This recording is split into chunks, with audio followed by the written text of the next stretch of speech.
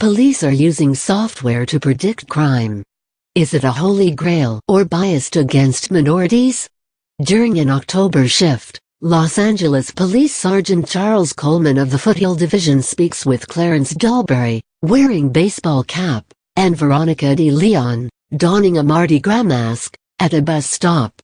Software that predicts possible future crimes helps guide where he patrols.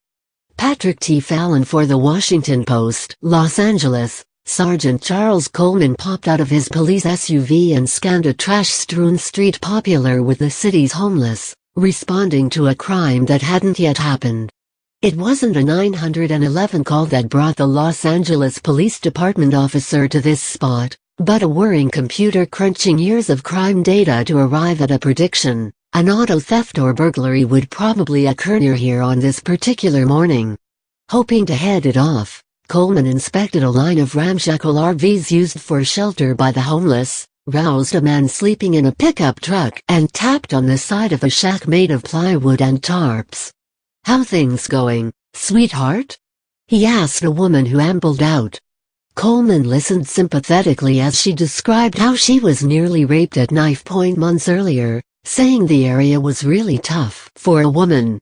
Soon, Coleman was back in his SUV on his way to fight the next pre-crime. Dozens of other LAPD officers were doing the same at other spots, guided by the crime prognostication system known as PREDPOL. Predictive policing represents a paradigm shift that is sweeping police departments across the country.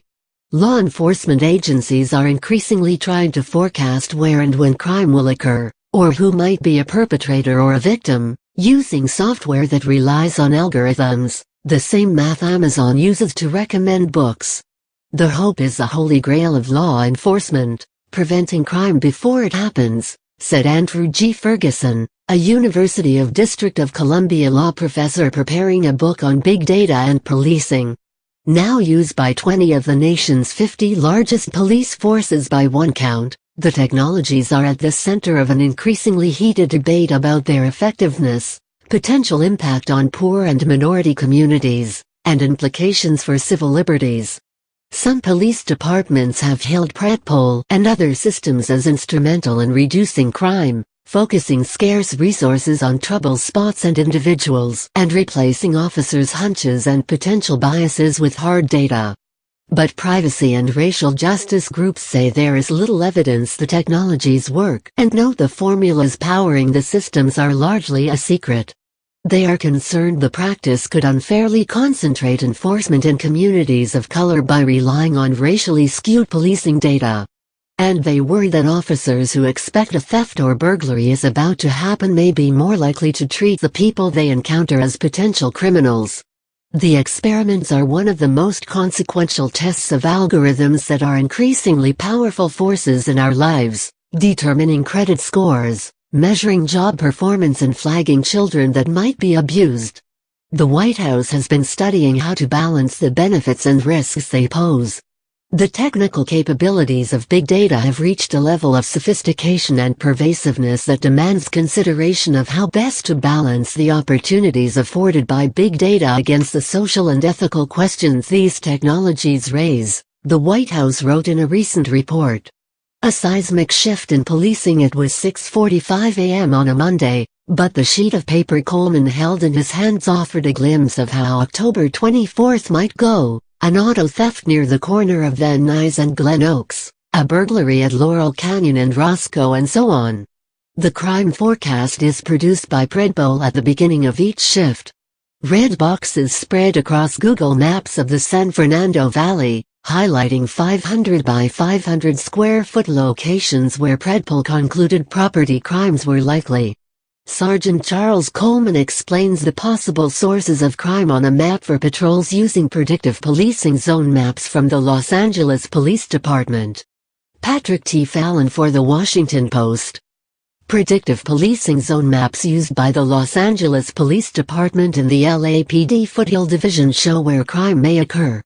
Patrick T. Fallon for The Washington Post. The forecast is cutting edge, but it is used in the service of an old-fashioned policing philosophy, deterrence. Between calls that day, Coleman and other officers were expected to spend time and engage with people in the roughly 20 boxes PRUMMELL identified around the Foothill Division. Coleman sat behind the wheel of his SUV, plotting which boxes to hit the way someone consulting a weather map might weigh whether to bring an umbrella. It's not always that we are going to catch someone in the box, but by being there we prevent crime, said Captain Elaine Merrells, who oversees the Foothill Division. Foothill is far from the glitz of Hollywood on the northern edge of LA, but it has been at the center of the transformation going on in policing. The division was one of the first in the nation to adopt predictive policing 5 years ago and has helped refine PRUMMELL.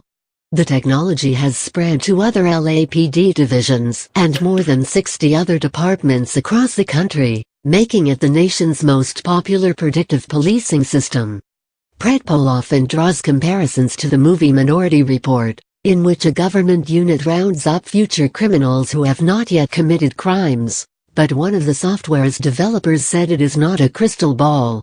UCLA anthropology professor P. Jeffrey Jeff Brandingham speaks during an interview about the use of predictive policing zone maps outside the Los Angeles Police Department headquarters on October 24 in downtown.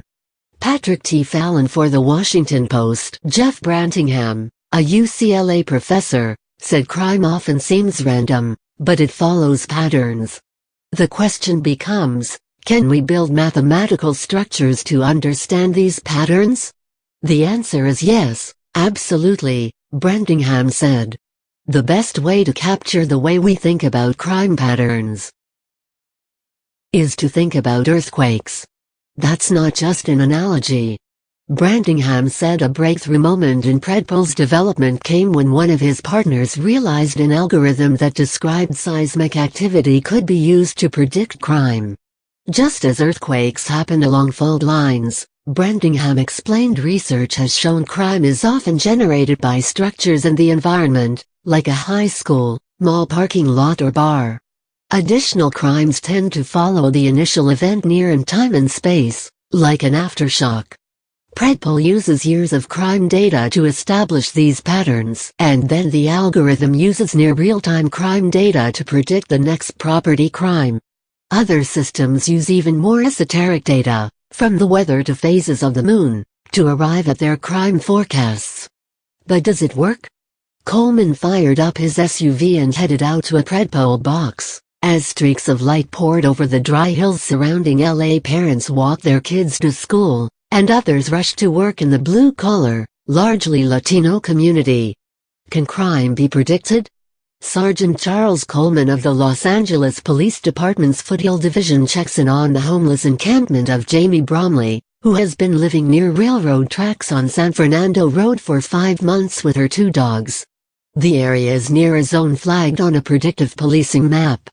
Patrick T. Fallon for The Washington Post. Coleman's SUV was one of only 8 police cruisers circulating that morning in the Foothill, a 46-square-mile area that has a population of more than 180,000.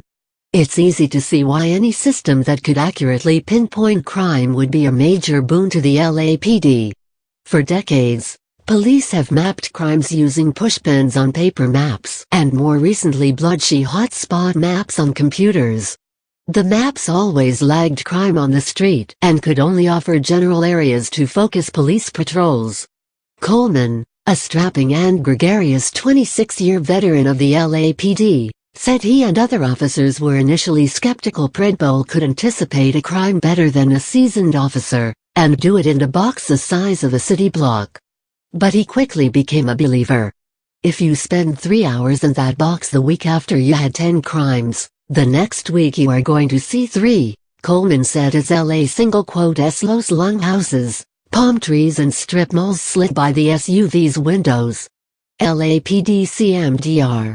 Sean W. Malinowski speaks about the use of predictive policing zone maps at department headquarters last month. Patrick T. Fallon for The Washington Post. Los Angeles Police Department officers prepared to go on patrol using predictive policing zone maps in the LAPD Foothill Division last month.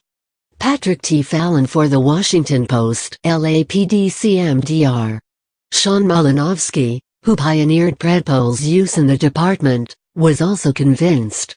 He relayed a story of how two of his officers found a thief in a stolen car in an area where PRUMMELL predicted an auto theft.